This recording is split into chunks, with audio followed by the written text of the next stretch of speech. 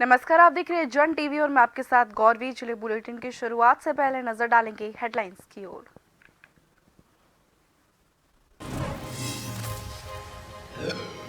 उत्तराखंड की विधानसभा के दूसरे सत्र की कार्यवाही अनिश्चितकालीन के लिए स्थगित। अनुपूरक बजट समेत 12 विधेयक हुए पारित। विपक्ष ने तमाम मुद्दों को लेकर सरकार को घेरा। नई दिल्ली में आयोजित G20 में क्राफ्ट बाजार की प्रदर्शनी। उत्तराखंड के स्टॉल में यहां के उत्पादों की लगाई गई प्रदर्शनी। हैंडलूम और हैंडीक्राफ्ट के लगे उत्पाद। पूर्व सीएम हरीश रावत का अतिक्रमण हटाओ की आड़ में जनता के शोषण का आरोप। महात्मा गांधी की प्रतिमा के सामने बैठ मौन उपवास पर करण महरा, गरिमा दसौनी समेत कई कार्यकर्ता मौजूद। मानसून के कहर के बाद एक बार फिर से प्रदेश के संवारने की कवायद तेज। सतपाल महाराज ने कहा, जल्द सुधारा जाएगा सड़कों की हालत को। पीडब्ल्यूडी ने जारी की टेंडर। देहरादून में इमारतों के निर्माण को लेकर एमडीडीए का बड़ा फैसला। फसाड पॉलिसी लाएगा। पॉलिसी के तहत एक फ्लोर और निर्माण की अनुमति मिलेगी। राजधानी का रंग रूप बदलने की तैयारी।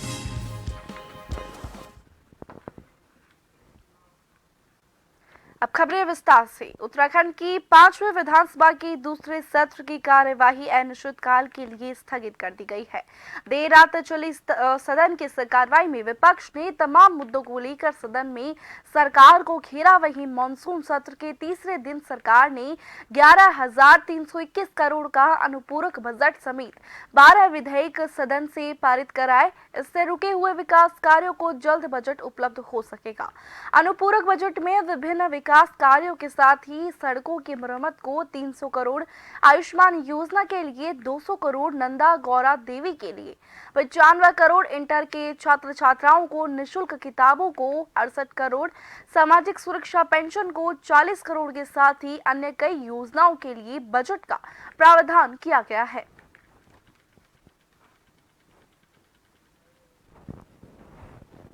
मैं सभी माननीय विधायकों का, विशेषकर विपक्ष के विधायकों का मैं धन्यवाद कर रहा हूं कि जिन्होंने इस सदन की कार्रवाई को व्यवस्थित करने में अपना योगदान दिया।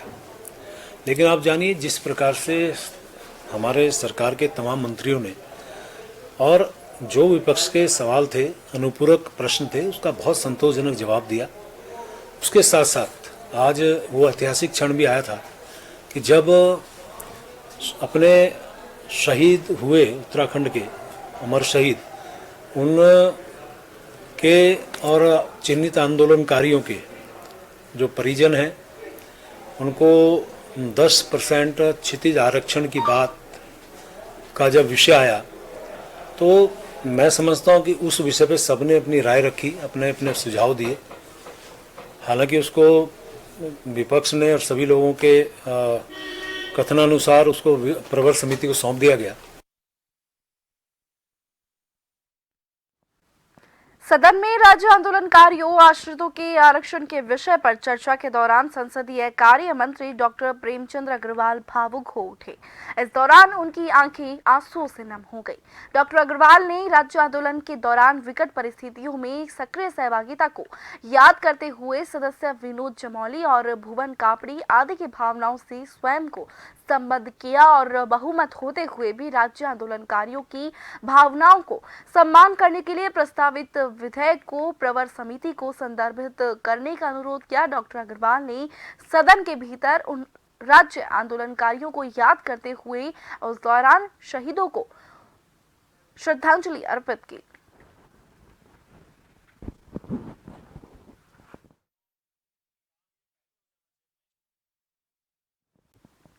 उत्तराखंड में सदन की कार्यवाही के दौरान विपक्ष विधायकों के द्वारा सत्ता पक्ष पर संतोषजनक जवाब न दिए जाने पर संसदीय कार्य मंत्री ने कहा कि सरकार के मंत्रियों ने बेहतर जवाब दिए और विधायकों की हर समस्या का समाधान दिया। संसदीय कार्य मंत्री ने कहा कि इस बार सदन की परंपरा के विपरीत भी किसी भी प्रश्न के 3 अनुपूरक प्रश्नों से ज्यादा प्रश्नों के भी संतोषजनक जवाब दिए गए हैं। संसदीय कार्य मंत्री ने कहा कि विपक्ष का रुख ज्यादातर नकारात्मक रहता है, इसलिए उन्हें सत्ता के जवाब सही नहीं लगते हैं।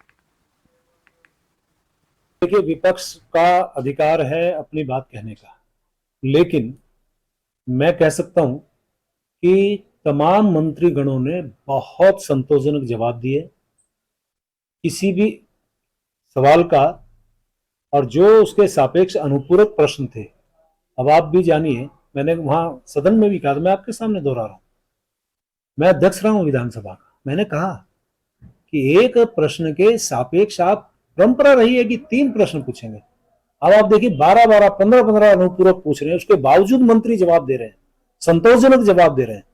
तो इसको आप, मैं कह सकता हूं, मैं माननीय मंत्री, तमाम मंत्रियों का मैं बहुत धन्यवाद कर रहा हूं, उनका अभिनंदन कर रहा हूं, सबने बहुत अच्छे जवाब दिए। नई दिल्ली के प्रगति मैदान में आयोजित G20 क्राफ्ट बाजार प्रदर्शनी में उत्तराखंड के स्टॉल में यहां के उत्पाद प्रदर्शित किए गए हैं। उत्तराखंड के नोडल अधिकारी डॉक्टर MS सजवान, उप निदेशक उद्योग विभाग, ने बताया कि उत्तराखंड के उद्योग विभाग के द्वारा लगाए गए स्टॉल में उत्तराखंड राज्य के हैंडलूम और हैंडीक्राफ्ट उत्पाद प्रदर्शित किए गए हैं। यहाँ अल्मोड़ा ट्वीड, ऊनी स्कार्फ, डूंडा स्टोल, पिथौरागढ़ के ऊनी कारपेट, केदारनाथ और अन्य धार्मिक स्थलों की काष्ठ प्रतिकृति और नैनीताल एपन, उधम सिंह नगर की मूंज घास के उत्पाद, बागेश्वर के ताम्र उत्पाद, प्राकृतिक फाइबर जैकेट आदि प्रदर्शित किए गए हैं।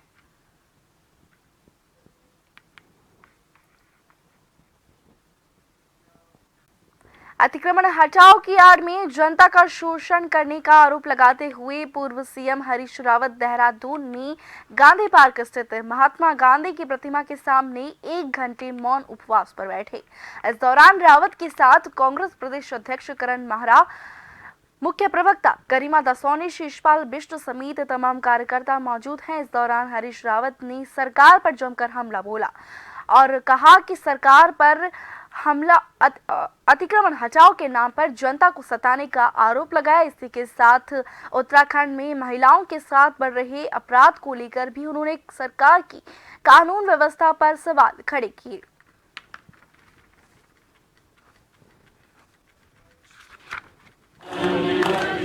आप ऐसा करिए कि यदि आपसे नहीं संभल रहा है तो आप छोड़ दीजिए, या फिर कैसे संभाला जाए उसकी हमसे राय ले लीजिए।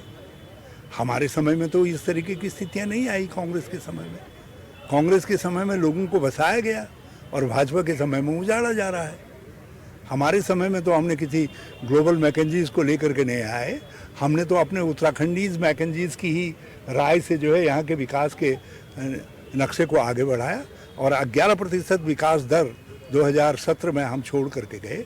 पर कैपिटा इनकम उस समय देश के अंदर सर्वाधिक वृद्धि दर कांग्रेस के समय में थी, बेरोजगारी की वृद्धि दर सबसे न्यूनतम थी। तो हम यदि आप ग्लोबल मैकेंजी के साथ यदि डोईवाला के किसानों को उजाड़ रहे हैं और उनकी सलाह पर गौलापार के किसानों को उजाड़ रहे हैं तो कांग्रेस कैसे चुप बैठ सकती है? उत्तराखंड में इस साल मानसून ने अपना कहर बरपाया है। हालत ये रही कि प्रदेश भर की सड़कें जो है कई जगहों पर पूरी तरह से ध्वस्त हो चुकी है। फिर 4 धाम यात्रा मार्ग की बात करें या फिर वो मार्ग जो कि ग्रामीण क्षेत्रों को जोड़ते हैं, सभी जगह बड़ी संख्या में नुकसान सामने आया है। एक आंकड़े की माने तो प्रदेश सरकार को सिर्फ सड़कों की वजह से लगभग 500 करोड़ से ज्यादा का आर्थिक नुकसान हुआ है।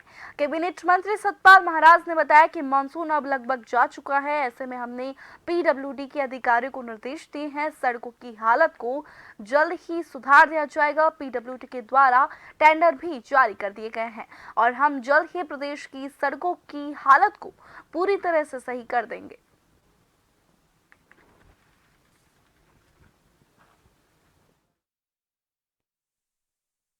क्या हालात है, किस तरह से? मानसून समाप्त हो गया है। मैंने निर्देश दे दिए हैं सचिव को कि सभी जगह जो है तैनाती की जाए और सड़क का निर्माण का कार्य प्रारंभ किया जाए। टेंडर हो रहे हैं और हम सड़क को चुस्त दुरुस्त करेंगे। और आने वाले समय में, क्योंकि पहाड़ के ऊपर क्षेत्र में तो मैं खुद ही गया था, अभी बागेश्वर गया था, तो ऊपर की सड़कें ठीक हैं, पर जहां पर नाली की निकासी नहीं होती, पानी की निकासी नहीं होती, वहां पर सड़क टूट जाती है, रोड कट जाती है। और खास करके बद्रीनाथ मार्ग भी काफी खस्ता हालत में है, उनकी रिपेयरिंग की जाएगी। और जगह जगह जहां भी एवलांच होता है वहां पर हमारे जेसीबी तैनात हैं और रास्ता खोल देते हैं। विधानसभा के सत्र को लेकर हमेशा सत्ता पक्ष विपक्ष पर व्यवधान उत्पन्न करने का आरोप लगाता है, लेकिन नेता प्रतिपक्ष यशपाल आर्य का कहना है कि विपक्ष की जगह सत्ता पक्ष और सदन की कार्रवाई में व्यवधान उत्पन्न करता है। नेता प्रतिपक्ष यशपाल ने कहा कि विपक्ष हमेशा सदन को सुचारू रूप से चलने में सहयोग देता है, लेकिन जब सरकार के पास कुछ नहीं होता तो वह व्यवधान उत्पन्न करके सदन की कार्रवाई बाधित करता है।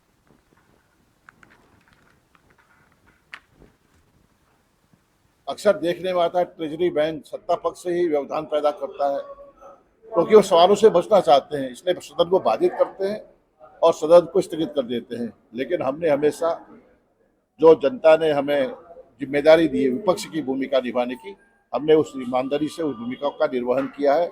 और आगे भी बहुत समय जो यहाँ के मसले हैं, यहाँ के मसलात हैं, यहाँ की समस्याएं हैं, यहाँ के ज्वलंत प्रश्न हैं, उसके लिए हम कोई कसर नहीं छोड़ेंगे। भारतीय वायुसेना के होनहार अधिकारी विंग कमांडर अनुपम गुसाई की लेह लद्दाख में निधन हो गया है। विंग कमांडर अनुपम राफेल के पहले टेक्निकल अधिकारी थे जो कि फ्रांस में ट्रेनिंग लेकर आए थे। विंग कमांडर अनुपम गुसाई के परिजनों में शोक की लहर है। उत्तराखंड के सैनिक कल्याण मंत्री गणेश जोशी ने विंग कमांडर अनुपम गुसाई के आवास में पहुंचकर उन्हें भावपूर्ण श्रद्धांजलि दी। उन्होंने कहा कि उत्तराखंड के लिए ये एक बहुत ही दुख का विषय है। कैबिनेट मंत्री जोशी ने बताया कि इस दुख की घड़ी में प्रदेश सरकार विंग कमांडर गुसाई के परिवार के साथ खड़ी है और उन्हें हर संभव मदद सरकार उन्हें देने का काम करेगी। पर दुख की बात है कि हमारा जाबाज विंग कमांडर अनुपम गोसाई, जो भारत की ओर से पहला वो था जो राफेल की टेक्निकल ट्रेनिंग करके आया था और टेम्परेरी ड्यूटी पर लेके गया था। सुबह 8 बजे दोनों भाइयों ने साथ नाश्ता किया। इनके भाई भी नागा में हैं, कर्नल हैं, और अचानक अटैक होने से उनकी मृत्यु हो गई, हमें छोड़कर चले गए। देश के लिए उन्हें अपने प्राणों की आहुति दी है। ऐसे संकट की घड़ी में प्रदेश की सरकार उनके साथ खड़ी है। और इसी के साथ अब वक्त है छोटे से ब्रेक का।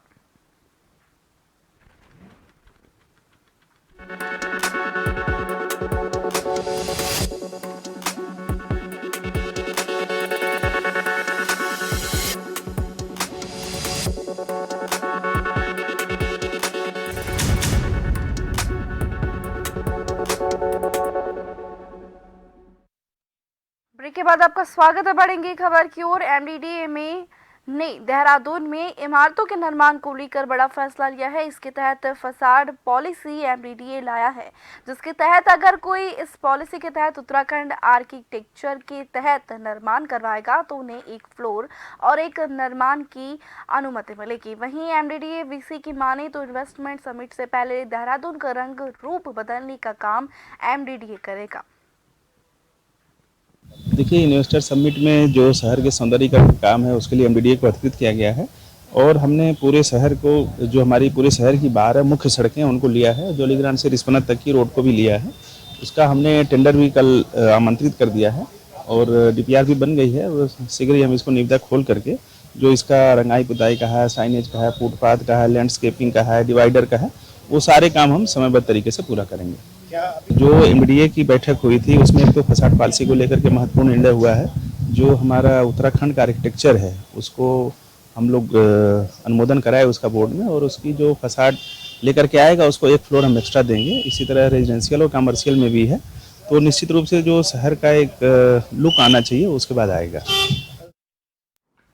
रुड़की के पिरान कलियर में 16 तारीख से शुरू होने वाले 755वें उर्स की तैयारी को लेकर प्रशासन ने कलियर क्षेत्र में हुए अतिक्रमण को हटाना शुरू कर दिया है। वहीं पुलिस ने भी सभी अतिक्रमणकारियों को अल्टीमेट दे दिया है कि शाम तक सभी लोग अपना अतिक्रमण हटा लें, नहीं तो जेसीबी के द्वारा उसे भी हटा दिया जाएगा।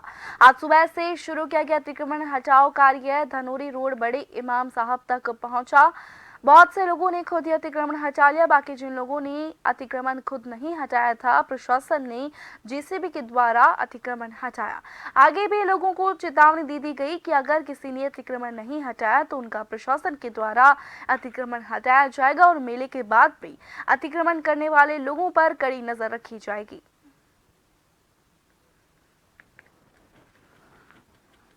ज्वाइंट मजिस्ट्रेट महोदय रुड़की के आदेशानुसार ये मेला क्षेत्र में जो अवैध अतिक्रमण है उसे हटाया जा रहा है। इरिगेशन की टीम, सिंचाई विभाग हो गया, नगर पंचायत है, दरगाह प्रशासन है, पुलिस प्रशासन, राजस्व टीम द्वारा संयुक्त रूप से जो मेला क्षेत्र में जिन लोगों के द्वारा अतिक्रमण किया गया है उसको मेला के दृष्टिगत मेला सुचारू रूप से संपन्न हो उसके दृष्टि से हटाया जा रहा है। उत्तराखंड में लगातार डेंगू के मामले बढ़ते जा रहे हैं। डेंगू के मामलों ने पिछले 5 सालों का रिकॉर्ड अब तोड़ दिया है। अभी तक सरकारी आंकड़ों के मुताबिक 12 लोगों की मौत पूरे उत्तराखंड में हो चुकी है और वहीं 589 मामले डेंगू के निकलकर सामने आ चुके हैं। चिंता का विषय ये है कि केवल राजधानी देहरादून में ही 11 लोगों की मौत हुई है। वहीं स्वास्थ्य विभाग लगातार दावे कर रहा है कि सभी व्यवस्थाएं दुरुस्त कर दी गई है। वहीं नगर निगम भी लगातार डेंगू से बचने के लिए जागरूकता अभियान चला रहा है। तो वहीं प्रत्येक वार्ड में फॉगिंग भी कराई जा रही है। मेयर सुनील उनियाल गामा ने बताया कि जिस तरीके से इस बार डेंगू के मामले बढ़ रहे हैं उसको देखते हुए हमने प्रत्येक वार्ड में 8 मशीन फॉगिंग के लिए लगाई है और प्रत्येक वार्ड में फॉगिंग कर रहे हैं।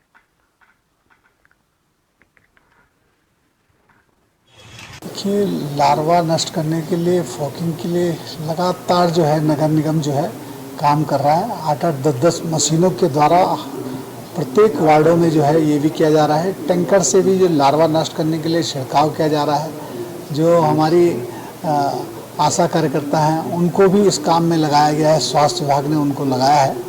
तो ये अभी इनको आज 5-5 लीटर जो है केमिकल भी दिया जा रहा है ताकि जो है जहाँ घर घर वो चेकिंग अभियान में जाएंगे, जहाँ लार्वा मिलेगा उससे उसको नष्ट करने के लिए भी उनको सामग्री दी जा रही है।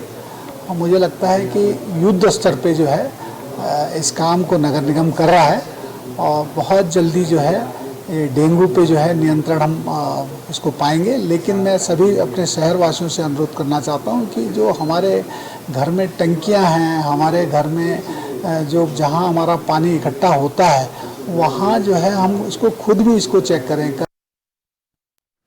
डोईवाला में हॉस्पिटलों के द्वारा इलाज और जांच के नाम पर की जा रही अवैध वसूली पर एसडीएम अपर्णा ढोंडियाल ने सख्त रुख अपनाया और डोईवाला क्षेत्र के तमाम अस्पताल और लैब का औचक निरीक्षण किया और व्यवस्थाओं को परखा। एसडीएम ने सभी हॉस्पिटल और लैब संचालकों को निर्देश दिए कि जो भी इलाज और जांच की जाएगी वो सरकारी दर से ही की जाएगी। सभी को इलाज और जांच के रेट चस्पा करने के निर्देश दिए। इसके अलावा क्षेत्र के तमाम निजी और सरकारी हॉस्पिटल का भी निरीक्षण कर वहां पर बेड की स्थिति को जांचा। इस छापेमारी से लैब संचालकों में हड़कंप मच गया।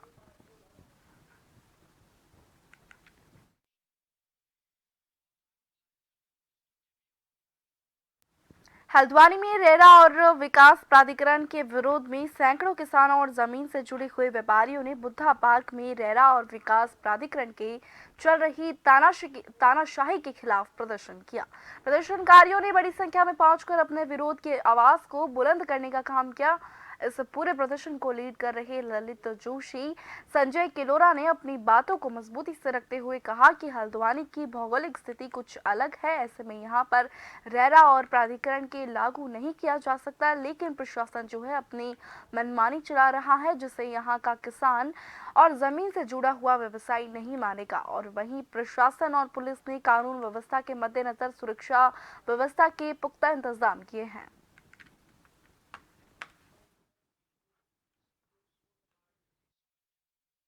काला कानून किसानों पे, छोटे किसानों पे थोपा जा रहा है।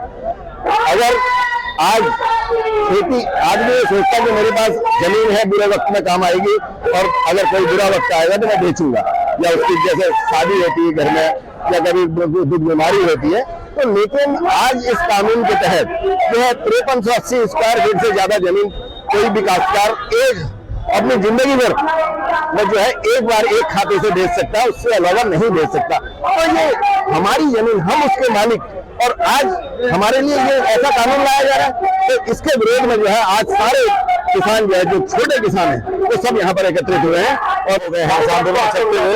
अब हम भी समझ रहे हैं बहुत शुरुआत के साथ हमारी सरकार को शायद इस बात का इल्म नहीं है कि ये जो भीड़ दिनों दिन बढ़ती हुई जो भीड़ है, जो लोग समझ रहे हैं कि उनकी ही जमीन छीनने का नौबत आ गई।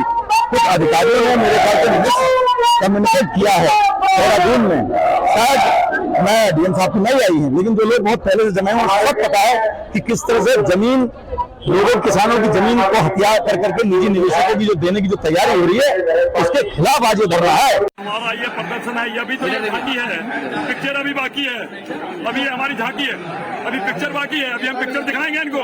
ये ट्रेलर रिलीज हुआ है आज, हमने दिखाया कि किसान क्या कर सकता है। किसान अपनी लड़ाई लड़ने खुद आया हुआ है। जिस तरह रेरा प्राधिकरण रेरा के नियम में फंसा कर जिस तरह अपने धरती को गुलाबी करने का प्रयास किया है, हम उसका पुरजोर विरोध करते हैं। प्रदेश के कृषि एवं कृषक कल्याण मंत्री गणेश जोशी के अनुमोदन के बाद शुक्रवार को तत्काल प्रभाव से जनपद पौड़ी गढ़वाल के प्रभारी मुख्य कृषि अधिकारी अमरेंद्र कुमार को स्थानांतरित करते हुए कृषि निदेशालय देहरादून में संबंध किया गया है। कृषि सचिव दीपेंद्र कुमार चौधरी ने इस बाबत आदेश भी जारी कर दिया है। विदित हो कि पिछले बुधवार को सोशल मीडिया और मीडिया में प्रसारित इस खबर का तत्काल संज्ञान लेते हुए कृषि मंत्री ने पौड़ी गढ़वाल के कोटपार में तैनात कृषि और भूमि संरक्षण अधिकारी को निलंबित किया था।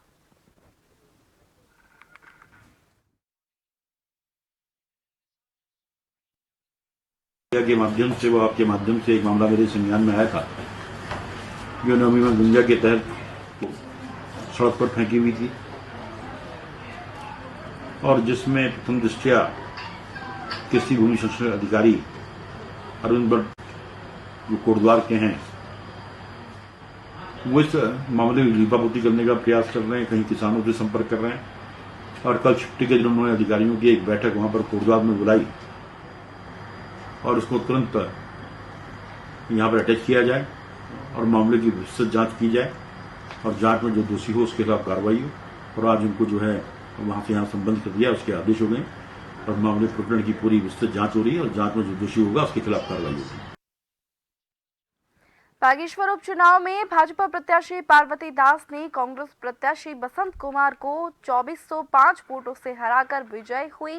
जीत के बाद से उत्तराखंड बीजेपी के कार्यकर्ताओं में उत्साह और ऊर्जा देखने को मिली।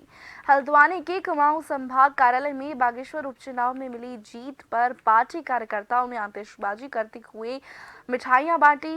बीजेपी जिला अध्यक्ष प्रताप बिष्ट के नेतृत्व में पार्टी नेताओं और कार्यकर्ताओं ने भी जमकर नारेबाजी की। बीजेपी जिला अध्यक्ष प्रताप बिष्ट ने कहा कि बागेश्वर उपचुनाव में भाजपा को मिली जीत महिला शक्ति की जीत है। मुख्यमंत्री धामी के द्वारा राज्य भर में किए जा रहे विकास कार्यों से बागेश्वर की जनता प्रभावित है और उन्होंने इस जीत से मुख्यमंत्री पुष्कर सिंह धामी के कामकाज पर मुहर लगा दी है।